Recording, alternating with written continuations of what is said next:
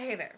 So, I really hope that this is my first, last, and only Twilight video.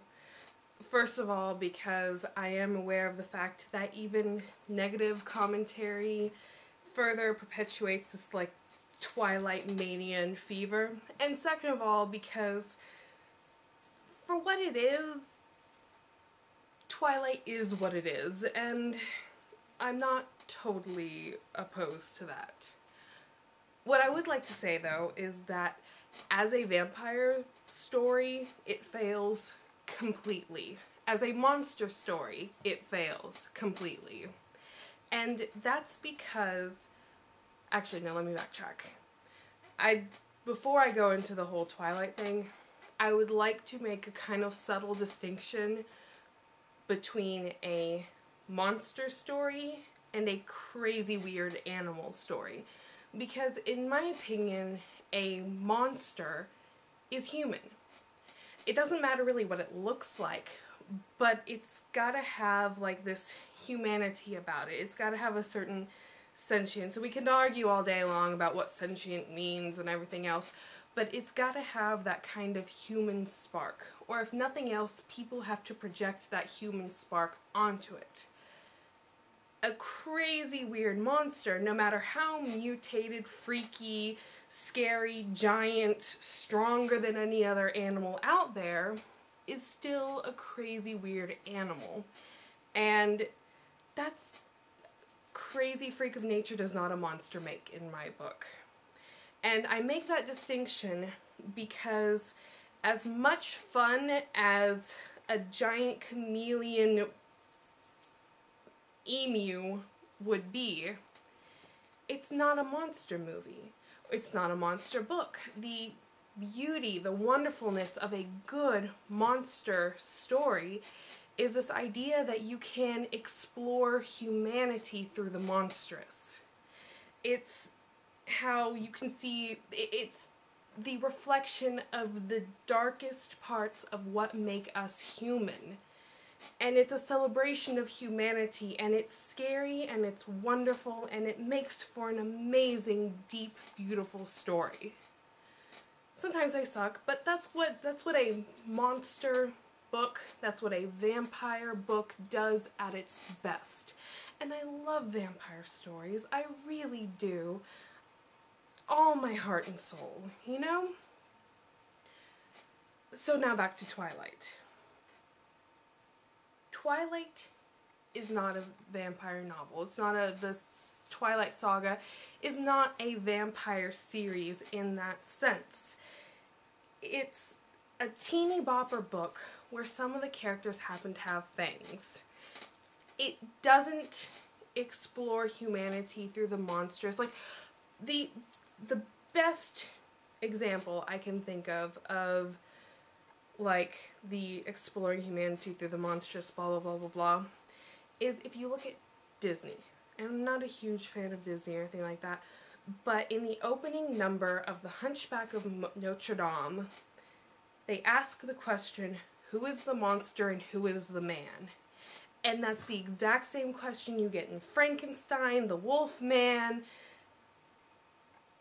well, not so much Dracula, but in certain vampire novels, you do get that question. And that's what you're supposed to ask yourself. That's what you're supposed to look deep inside yourself and look at other people and everything else and figure out, are you a monster? And that's amazing. Anyway, back to Twilight. There's no struggle with the monstrous in that book. There's a little bit of, ooh, I kind of want to eat you thing. But there's not much of a struggle. Even Bella doesn't struggle. Like, especially when she actually, and I'm very sorry, I guess I'll have to put a little thing, a spoiler thing on this, but especially when she becomes a vampire herself. She doesn't have to struggle with that concept of becoming a monster. She doesn't have to fight anything dark in her. she's given this amazingly horrible loophole to completely take the struggle out of it. And even when Edward leaves her and all that kind of stuff, she doesn't fight, she gives up. He doesn't fight himself, he runs away. There's no actual struggle with humanity, no struggle with the monstrous, there's no learning, there is no growing in these stories. And that is my problem with Twilight. It doesn't do what a good vampire novel is supposed to do. That being said, sparkle thing, weird. I could live with it. I really could. And I know there's a lot of people who are like vampire purists, that sounds weird, anyway, who don't like the sparkle. I don't particularly like it, but if it was a good vampire story, I can deal with tweaking with the mythos, you know, it's creative license, artistic license. You can do that. You can play with it. There are plenty of things where vampires, the sun doesn't bother them, or they can get cancer from the sun, or whatever. There's a lot of tweaking with the mythos.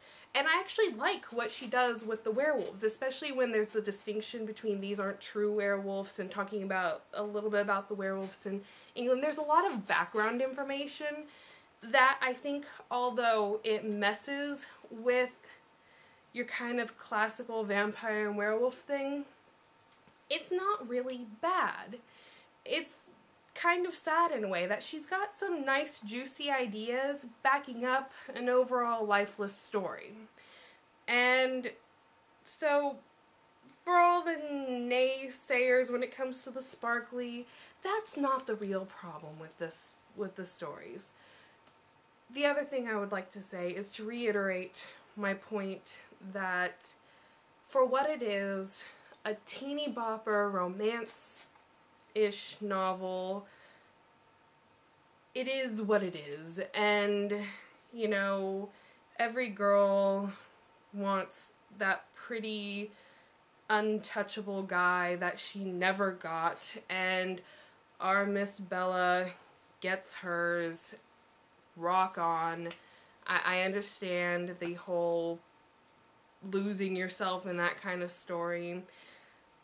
I personally was disappointed with them just because I didn't get what I look for in a vampire novel or in any kind of monster story. I don't know if I really... I will say this. I did read all of them.